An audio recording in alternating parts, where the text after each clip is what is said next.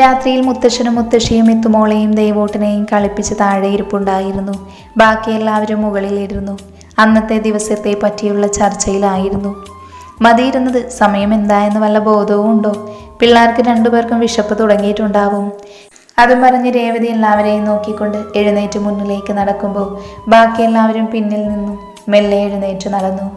രേവതി സ്റ്റെപ്പിറങ്ങി താഴെ വരുമ്പോൾ രക്തത്തിൽ കുളിച്ചു കിടന്ന തൻ്റെ അച്ഛനെയും അമ്മയെയും കണ്ട് അവർ അലറി വിളിച്ചു.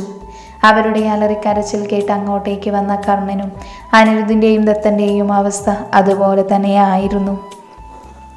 മുന്നിൽ മരിച്ചു കിടക്കുന്ന തൻ്റെ മുത്തശ്ശൻ്റെയും മുത്തശ്ശിയുടെയും ചോരയിൽ വാർന്ന മുഖം അവനെ ഓരോ നിമിഷവും തളർത്തിക്കൊണ്ടിരുന്നു. അവൻ ഓടി വന്ന് നിലത്തിരുന്ന മുത്തശ്ശൻ്റെയും മുത്തശ്ശിയുടെയും മുഖം അവൻ്റെ മടിയിലേക്ക് വെച്ചുകൊണ്ട് അലറി. കർണൻ്റെ അലറിയുള്ള ആ വിളി ആ വീട്ടിലെ ഓരോ ചുമരിലും പ്രതിധ്വനിച്ചു. സന്തോഷം നിറഞ്ഞുന്ന വീട്ടിലെല്ലാവരുടെയും കണ്ണുകളിലും ഒറ്റ നിമിഷം കൊണ്ട് കണ്ണീർ പടർത്തിയ നിമിഷം. മിത്തുമോൾ, ദേവൂട്ടൻ. ഒരുപാട് നേരം കഴിഞ്ഞതും പല്ലവി കരഞ്ഞുകൊണ്ടൊന്ന് ഏങ്ങിയ ശേഷം ചുറ്റും നോക്കിക്കൊണ്ട് പറഞ്ഞു. അപ്പോഴാണ് കുഞ്ഞുങ്ങളെ കാണാനില്ലെന്ന് ഓരോരുത്തരും മനസ്സിലാക്കിയത്. മുത്തശ്ശൻ്റെയും മുത്തശ്ശിയുടെയും മരണത്തോടൊപ്പം കുഞ്ഞുങ്ങളെ കൂടി കാണാനില്ലെന്നുള്ളത് അവിടെയുള്ളവർക്ക് ആർക്കും സഹിക്കാനായില്ല. അതവരെല്ലാവരെയും ഒരുപാട് തളർത്തിയിരുന്നു. പല്ലവിയുടെയും ദേവയാനിയുടെയും കുഞ്ഞുങ്ങളെ കാണാതുള്ള കരച്ചിൽ കാണുമ്പോൾ എങ്ങനെ സമാധാനിപ്പിക്കണമെന്ന് അവർക്കറിയില്ലായിരുന്നു. പുറത്ത് വെള്ള പുതപ്പിച്ച 2 ജഡങ്ങൾക്ക് ഇരുവശത്തും എല്ലാവരും ഇരിക്കുമ്പോഴും ആ കുഞ്ഞുങ്ങൾക്കൊന്നും സംഭവിക്കാതിരിക്കട്ടെ എന്നുള്ള പ്രാർത്ഥനയിലായിരുന്നു എല്ലാവരും. കർണൻ്റെ ഫോണിലെ ഡിസ്പ്ലേയിൽ പരിചയമല്ലാത്ത നമ്പർ കണ്ടതും അവൻ അത് അറ്റൻഡ് ചെയ്ത് ചെവിയോട് ചേർത്തു. എൻ്റെ മോളെ കൊന്നപ്പോൾ നീ ഓർത്തില്ല അല്ലേ? അതിനേക്കാൾ വലിയ നഷ്ടം നിനക്ക് ഞാൻ ഉണ്ടാക്കുമെന്ന്. എന്നായാലും ചാവാനുള്ളതല്ലേ ആ കിളവനും കിളവിയും. അപ്പോൾ പിന്നെ ഞാൻ കാരണം പെട്ടെന്ന് എത്തിക്കാൻ പറ്റിയതിൽ എനിക്ക് സന്തോഷമേ ഉള്ളൂ. കാരണം നിങ്ങളുടെ കണ്ണീരാണ് എനിക്കെന്നും ആ സന്തോഷം പോലും. ഇനിയുള്ളത് 2 പിഞ്ചു കുഞ്ഞുങ്ങൾ. പാവം, അവർ അറിയുന്നില്ലല്ലോ അടുത്ത ബലിയാടാവാൻ പോകുന്നത് അവരാണെന്ന്. ഡോ, കുഞ്ഞുങ്ങൾക്ക് എന്തെങ്കിലും സംഭവിച്ചാ കൊല്ലും നിന്നെ ഞാൻ.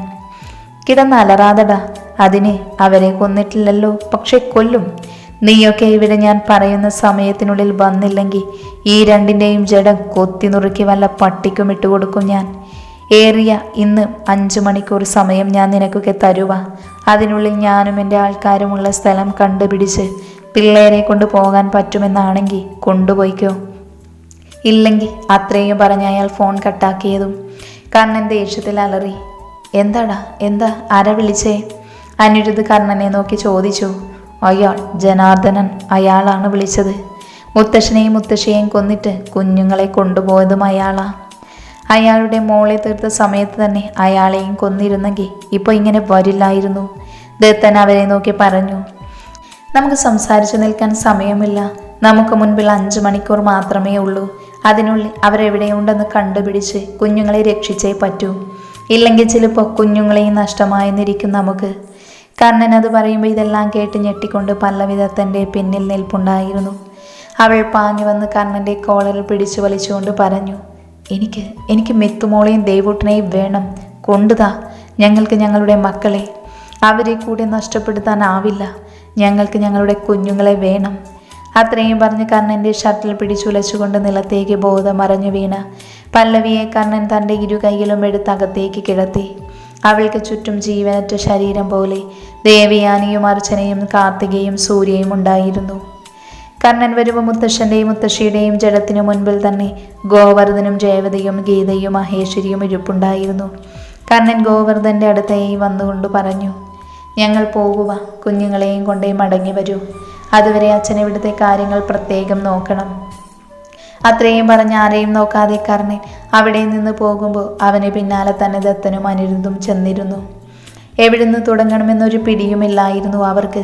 എങ്കിലും അവർ ആദ്യം പോയത് സഞ്ജയ് മരിക്കാനിടയായ ആ ഗോഡൗണിലേക്കായിരുന്നു. എന്നാൽ അവിടെയുള്ള ഓരോ മുക്കിലും മൂലയിലും അവർ അരിച്ചു പെറുക്കിയെങ്കിലും ആരെയും കണ്ടില്ല. കർണൻ അവൻ്റെ സമനില തെറ്റുന്നത് പോലെ തോന്നി.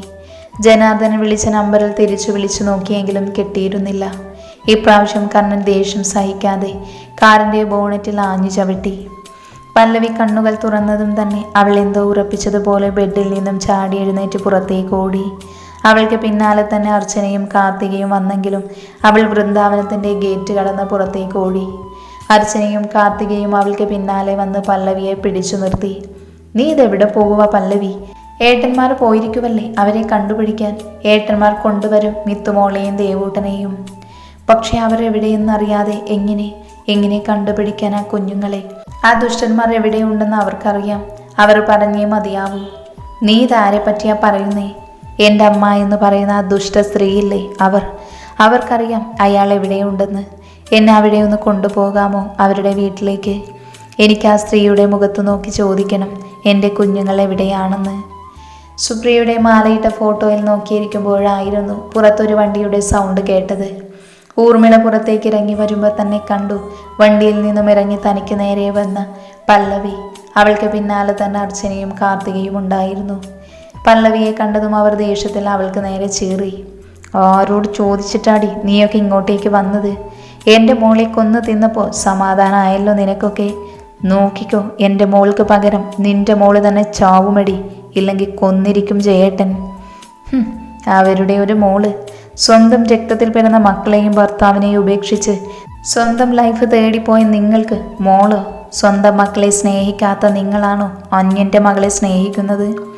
പല്ലവി അത് പറയുമ്പോൾ അവർ അവളെ തന്നെ തറഞ്ഞു നോക്കി. ഇതൊക്കെ ഇവൾക്ക് എങ്ങനെ അറിയാമെന്നുള്ള രീതിയിൽ. ഈ ജന്മം ഒരിക്കലും ഞാൻ കാണാൻ ആഗ്രഹിക്കാത്തതും ഇഷ്ടപ്പെടാത്തതുമായ ഒരു മുഖമുണ്ടെങ്കിൽ അത് നിങ്ങളുടേത് മാത്രമാണ്. എന്തുകൊണ്ടാണെന്നോ? എൻ്റെ അച്ഛൻ്റെ ജീവിതം നശിപ്പിച്ച് കടന്നു കളഞ്ഞ സ്ത്രീയാണ് നിങ്ങൾ. എൻ്റെ അച്ഛൻ നിങ്ങളെ സ്നേഹിക്കുക മാത്രമാണ് ചെയ്തത്. പക്ഷെ നിങ്ങളോ? സ്വന്തം ചോരയിൽ പിറന്ന മക്കളെയും ഭർത്താവിനെയും നിങ്ങൾ സ്നേഹിച്ചത് പണവും പദവിയും മാത്രം. അതിനുവേണ്ടി ഞങ്ങളുടെ അമ്മയെന്ന ഓർമ്മയുടെ ബാല്യം പോലും നിഷേധിച്ചുകൊണ്ട് കടന്നു കളഞ്ഞില്ലേ? ഒരിക്കലെങ്കിലും അച്ഛനും ഞാനും ചേച്ചിയും എങ്ങനെ കഴിയുമെന്ന് നിങ്ങൾ ചിന്തിച്ചിരുന്നോ? നിങ്ങളുടെ സ്വന്തം ചോരയായി ഞങ്ങളെ കാണണമെന്നെങ്കിലും തോന്നിയോ നിങ്ങൾക്ക്? ഇല്ല. മരിക്കുമ്പോൾ പോലും അച്ഛൻ്റെ മനസ്സിൽ നിങ്ങളൊരു നീറ്റിലായിരുന്നു. അതുകൊണ്ട് തന്നെ ഈ ലോകത്ത് ആരെക്കാളും ഞാൻ വെറുത്തത് എൻ്റെ അമ്മയായ നിങ്ങളെ തന്നെയായിരുന്നു. ഇനിയെന്നും അങ്ങനെ ആയിരിക്കുകയും ചെയ്യും. നിങ്ങൾ പറഞ്ഞല്ലോ ആ കുഞ്ഞിനെ കൊല്ലുമെന്ന്. അത് എൻ്റെ കുഞ്ഞല്ല. കുഞ്ഞിലെ എന്നേക്കാളേറെ നിങ്ങൾ സ്നേഹിച്ചു വളർത്തിയ എൻ്റെ ചേച്ചിയുടെ കുഞ്ഞായത്, പവിത്രയുടെ കുഞ്ഞ്.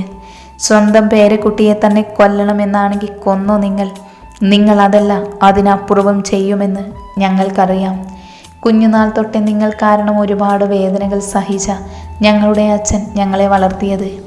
നിങ്ങളെപ്പോലെ ആവാൻ ശ്രമിച്ചു. അവസാനം ചേച്ചി എനിക്ക് നഷ്ടമായി. ഇനി അവളുടെ ഓർമ്മയ്ക്ക് എനിക്കാകെ ഉള്ളതാ എൻ്റെ മിത്തുമോൾ. അവളുടെ കൂടെ നിങ്ങൾ എന്നിൽ നിന്നും അകറ്റാനാണ് നോക്കുന്നതെങ്കിൽ ആദ്യം ഈ എന്നെ തന്നെ കൊന്നു. നിങ്ങളുടെ നശിച്ച വയറ്റിൽ ജനിച്ചു പോയെന്ന തെറ്റേ ഞാൻ ചെയ്തുള്ളൂ. അത്രയും പല്ലവി പറയുമ്പോൾ ഊർമിളയ്ക്ക് ശരീരം തളരുന്നത് പോലെ തോന്നി.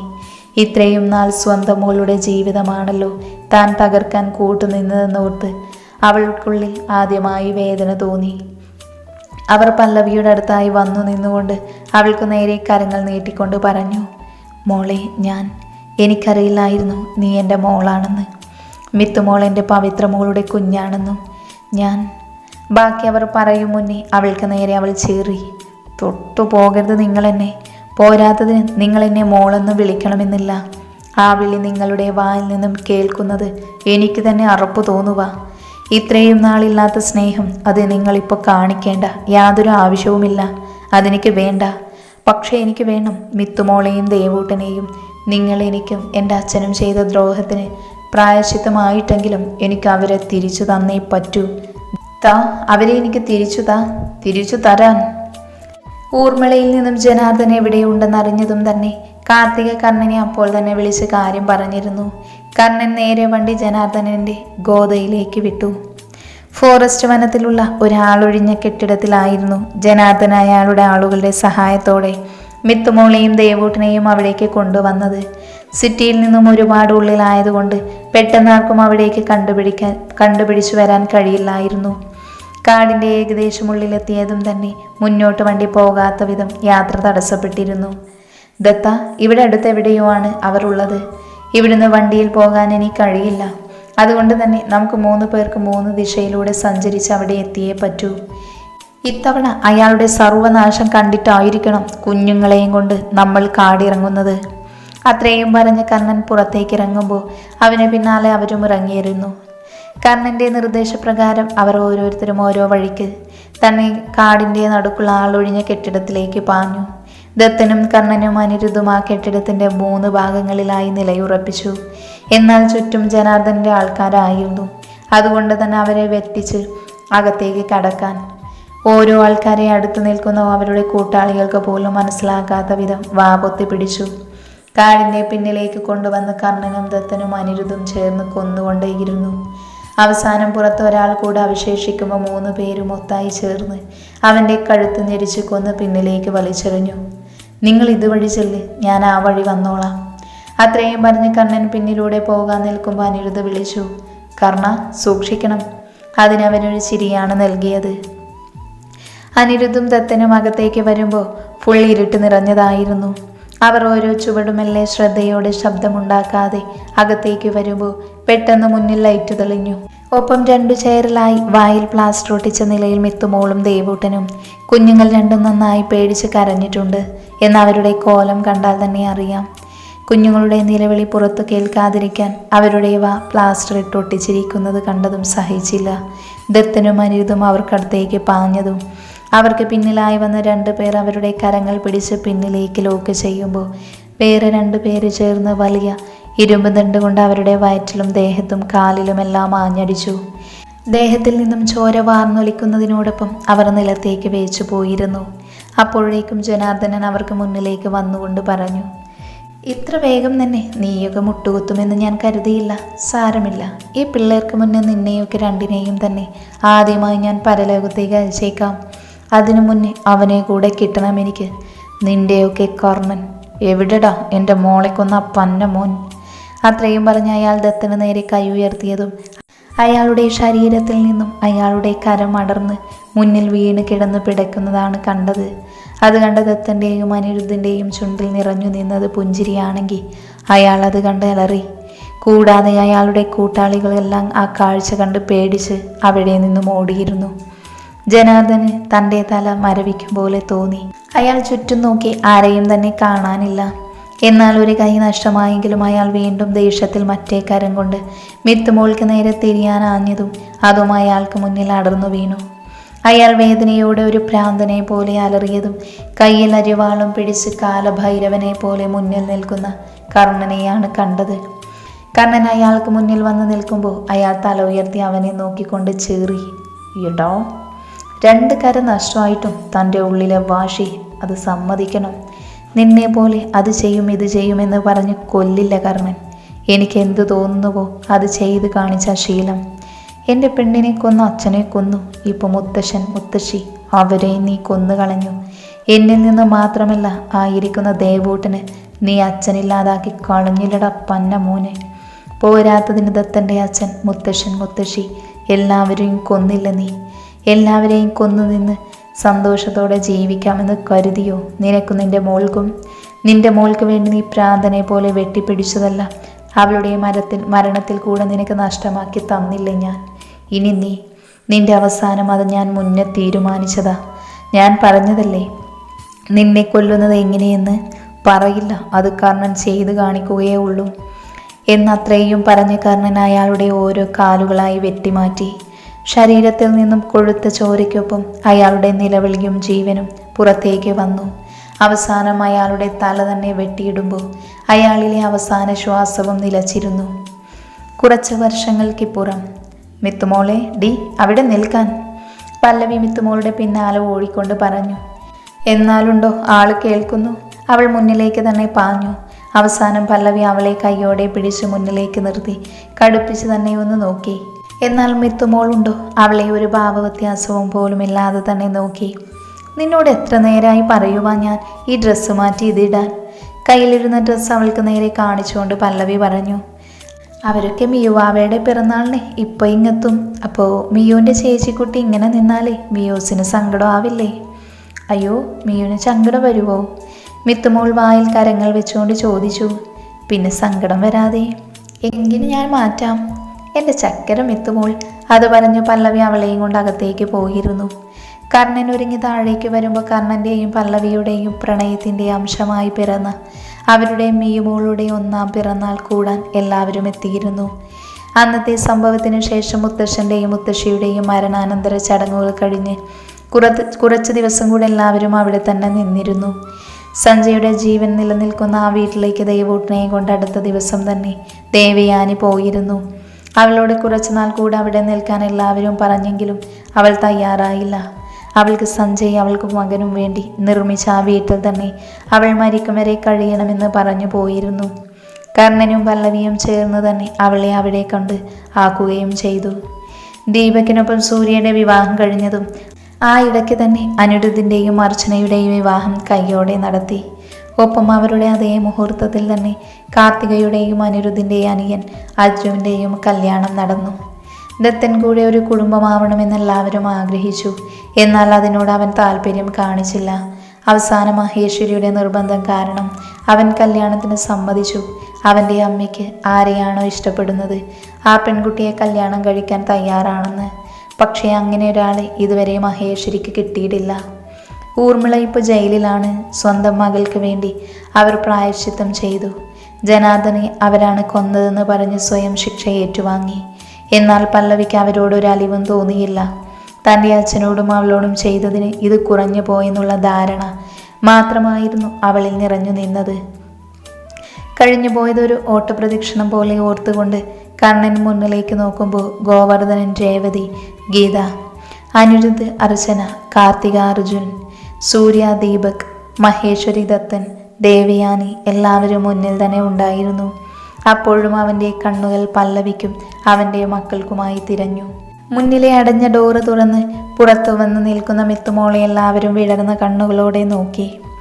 വൈറ്റിൽ ബ്ലാക്ക് ഡിസൈൻ വരുന്ന ഡ്രസ്സ്, അതിന് മാച്ചായ മാസ്കും, പിന്നെ അവളുടെ ഇടതൂർന്ന നീണ്ട മുടി അഴിച്ചിട്ട് ഒരു സൈഡിൽ ഒരു വലയ ബണ്ണും ഇട്ടിട്ടുണ്ട്.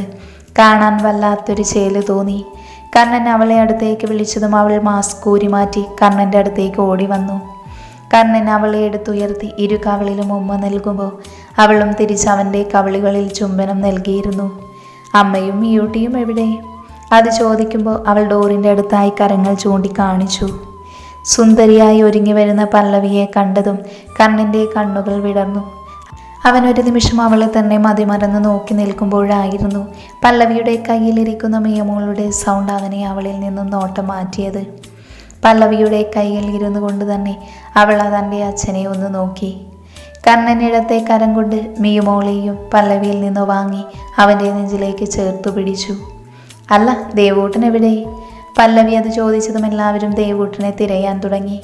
എന്നാൽ ആ സമയം തന്നെ ഞാനിവിടെ ഉണ്ടേ എന്ന് പറഞ്ഞുള്ള ദേവൂട്ടൻ്റെ സൗണ്ട് കേട്ട് എല്ലാവരും മുന്നിലേക്ക് നോക്കുമ്പോൾ മുകളിൽ നിന്നും സ്റ്റൈലായി തന്നെ സ്റ്റെപ്പ് ഇറങ്ങി വരുന്ന ദേവൂട്ടനെയാണ് കണ്ടത്.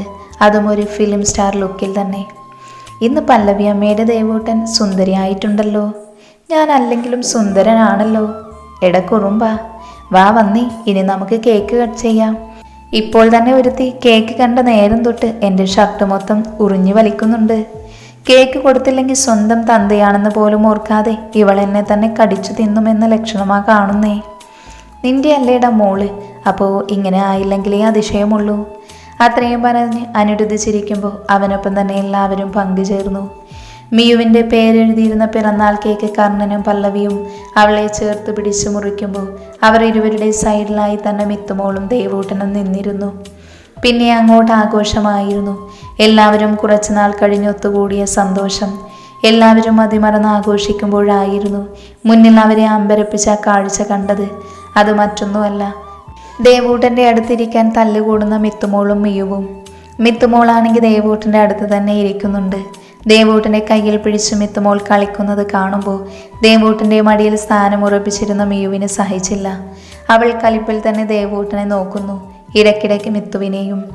ഇപ്രാവശ്യം ഈ ദേവൂട്ടൻ്റെ മടിയിൽ കയറി നിന്ന് അവനെ കഴുത്തിൽ കൂടെ ചുറ്റിപ്പിടിച്ചു നിന്നു. അത് കണ്ടതും മിത്തുമോൾ അവളെ അവനിൽ നിന്ന് പിടിച്ചു മാറ്റാൻ നോക്കുന്നുണ്ട്. എന്നാൽ ഉടുമ്പൊട്ടിയതുപോലെ തന്നെ ഒട്ടി നിന്നു മിയു. ഡാ കർണ, അങ്ങോട്ട് നോക്കടാ, നിന്റെ പിള്ളേർ രണ്ടും ഇപ്പോഴും ദേവൂട്ടനെ വീണ് തല്ലു തുടങ്ങി തോന്നുന്നേ. ദത്തൻ അത് പറയുമ്പോൾ പല്ലവിയും കർണനും അവരുടെ അടുത്തായി വന്നു. മിത്തുമോളെ എന്തേ കാണിക്കുന്നേ? അവളെ പിടിച്ചു വലിക്കല്ലേ, വാവ വീഴില്ലേ. ദേവൂട്ടൻ എൻ്റെയാ, മിയു പിടിക്കണ്ട ദേവൂട്ടനെ, എനിക്കിഷ്ടമല്ല.